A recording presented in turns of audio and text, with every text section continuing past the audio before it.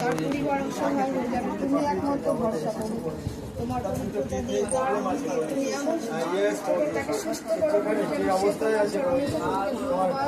তপনের হৃদয়কে তার কীর্তিকে তুমি স্পর্শ তার কীর্তিকে তুমি স্পর্শ করে বলেছো, এই কীর্তিকে তুমি শক্তি দাও। আগের মতো সমস্ত জগৎ বলছে, ডাক্তার বলছে তার শেষ পর্যন্ত। হ্যাঁ বলেছো তোমার কাছে শেষ নয়, তোমার কাছে শুরু পৌঁছেছো। হ্যাঁ বলেছো তুমি এই তপনকে এই মুহূর্ত থেকে তার জীবনকে তুমি শুরু করো বলেছো, তার জীবনকে তুমি পরিবর্তন করো বলেছো, তার জীবনকে চাঙ্গাই দাও বলেছো। সমস্ত কিছু প্রবলেমকে দূর করে দেবো যিশুর নামে। দূর হয়ে যাক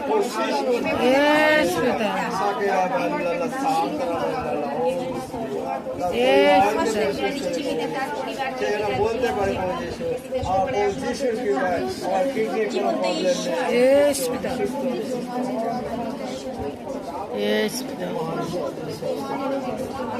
ডাক্তারের ডাক্তার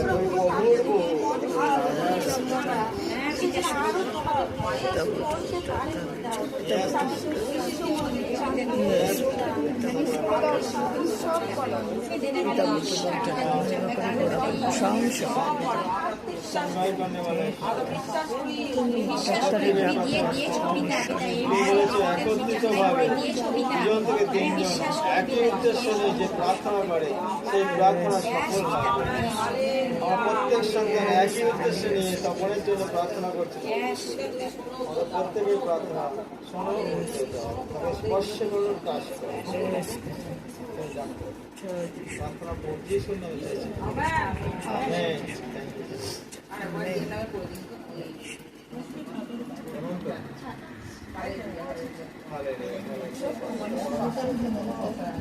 বিশ্বাস করে তোমাকে ভালোবাসি, তার পারিবারিক অশান্তি চলেই যাচ্ছে।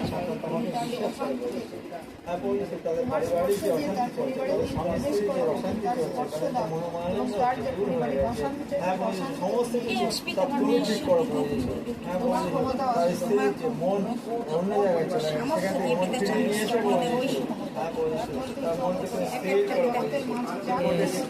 প্রার্থনা হয়ে যাওয়ার পরে এবার খাওয়া দাওয়া হচ্ছে আমাদের। এই খাওয়া দাওয়াটা পুরো পিকনিকের মতো। হালেলুয়া।